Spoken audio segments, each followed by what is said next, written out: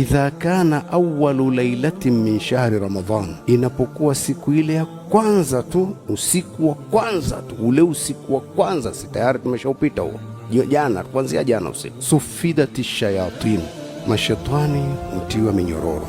Mtume akaona abaini vizuri zaidi.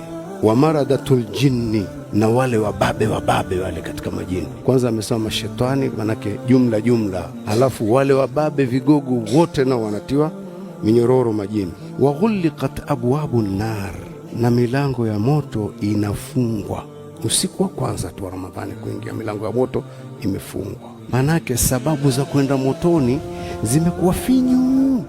Halafu akaendelea Mtume akasema, falam yuftahu minha babu, haufunguliwi mlango wote Ramadhani nzima. Wafutihat abwabul janna, na milango ya pepo inakuwa imefunguliwa, iko wazi, milango ya pepo iko wazi tayari. Falam yughlaq minha babun, haufungwi mlango wote. Maana yake sababu za kuendea peponi ziko nje ndani ya mwezi wa Ramadhani.